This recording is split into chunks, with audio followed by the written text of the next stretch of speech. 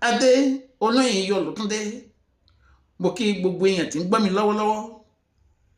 Ẹ kú ilé o, ẹ tún kú ọjọ́ mẹ́ta, ẹ̀dẹ̀ òdùn bí, ẹ kú mùkúlú, ẹ tún kú mùkẹ́ẹ̀kẹ́. Ẹ jẹ́ ń sáré tí wọ́n nígbẹ́rẹ́ ìpàkọ́ wípé ní December tá a wá yìí, kólúkálukú sọ̀yìn ara rẹ̀, káyé yọ fùkìfùkì kiri ẹ̀rín ìgboro.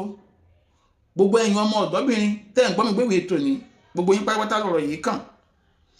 Ibi tẹ́ ẹ bá fẹ́ lọ, ẹ dágbére kẹ́ ẹ tó lọ bẹ̀. Ó fẹ́ lọ sọ́dọ̀ pé friend ni tàbọ́dọ̀ rẹ̀, dákun sọ fún mọ̀lẹ́bí rẹ̀ kó o tó lọ.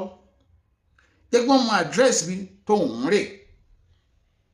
Torí ayé ti gbẹgẹ́, ó ló jẹ́ kí méwèé tòní wá sáyé. Ẹ̀sọ́ ni bá rìn, ẹ̀sọ́ ni bá rẹ́ o. Ká tó bẹ̀rẹ̀ ìrìn àjò, ọmọ ìyẹ́ ká mẹni tá à ń bá lọ, bàbá wa Amos ló wí bẹ́ẹ̀. Ilé ayé ti gbẹgẹ́ lóhun tí mò ń sọ. A ní bọ́ séwu, ewu ayé ò ní wá o, a ò sì ní sìnrìn. Ẹ bá mi pín ewu yìí, ajọ́mọdé yín náà ni. Ìbànújẹ́ ò ní kàn yín, kò ní kàn mí, ó yá ẹjẹ́ àjọsàmì ní wìtìwìtì.